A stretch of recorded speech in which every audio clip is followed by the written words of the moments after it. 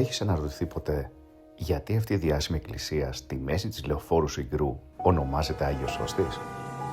Και τι πραγματικά εφιαλτικό έγινε στο σημείο που περνάς σχεδόν κάθε μέρα με το αυτοκίνητό σου? Κρύβεται ένα από τα μεγαλύτερα πολιτικά θρίλερ της Ελλάδας. Πρέπει να γυρίσουμε το χρόνο στο 1898.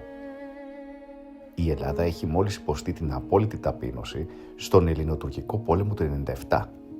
Η χώρα χρεοκοπεί, ο λαός πεινάει και η ατμόσφαιρα στην Αθήνα μυρίζει μπαρούτι κατά του παλατιού. Είναι 14 Φεβρουαρίου, ώρα 3:30 το μεσημέρι. Ο βασιλιάς Γεωργίος ο Πρώτος, μαζί με την κόρη του, την πριγκίπισσα Μαρία, επιστρέφουν με την ανοιχτή τους άμαξα από το παλιό Φάληρο.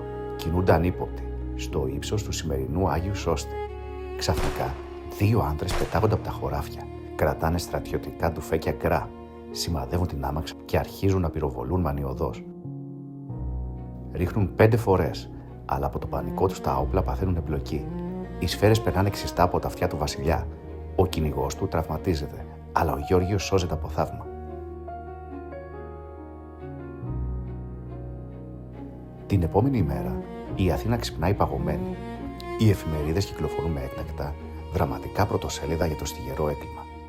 Ένας αυτόψης μάρτυρας, ο Δημήτρης Καβάτζος, που είδε όλο το σκηνικό από μέτρα μακριά, δίνει μια σοκαριστική κατάθεση για το πώς οι σφαίρες σφύριζαν δίπλα από το βασιλιά. Οι δράστες συλλαμβάνονται αμέσως. Είναι ο Καρδίτσης, ένας δημοτικός υπάλληλος, και ο Γεωργίου, ένας χτίστης.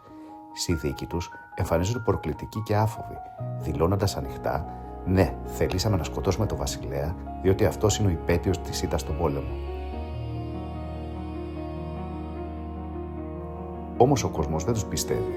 Πολύ γρήγορα αρχίζει να κυκλοφορεί μια τρελή φήμη ότι η απόπειρα ήταν σκηνοθετημένη από το ίδιο το παλάτι για να συγκινήσει το λαό για να ξανακερδίσει ο βασιλιάς τη χαμένη δημοτικότητα. Ο βασιλιάς, πνιγμένος από τις υποψίες ότι η επίθεση ήταν ψεύτικη, φοβάται να τους δώσει χάρη για να μην καρφωθεί. Έτσι, 2 μήνες μετά, οι δύο άνδρες οδηγούνται στο Παλαμίδι και αποκεφαλίζονται με γκιλοτίνα, παίρνοντας το μεγάλο μυστικό μαζί τους στον τάφο.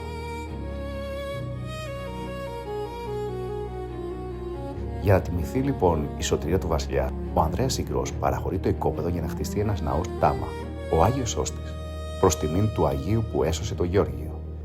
Όμως λεφτά για το χτίσιμο δεν υπάρχουν στο ταμείο. Τότε η βασίλισσα Όλγα βρίσκει μια απίστευτη λύση στη Διεθνή Έκθεση του Παρισιού το 1900. Εκεί η Ελλάδα είχε ένα περίπτερο που ήταν πιστό αντίγραφο βυζαντινού ναού. Αυτός ο ναός είχε μια ιδιαιτερότητα. Σιδερένιο, λιώμενο σκελετό 150 τόνων. Μόλις τελείωσε η έκθεση, ο δήμαρχος Αθηνών, Σπύρος Μερκούρης, τον ξεβίδωσε βίδα-βίδα, τον φόρτωσε σε καράβια και τον έφερε στην Αθήνα. Και τον συναρμολόγησαν ξανά, ακριβώς στο σημείο της απόπειρας, δίνοντας τον εξωτερικά με πέτρα.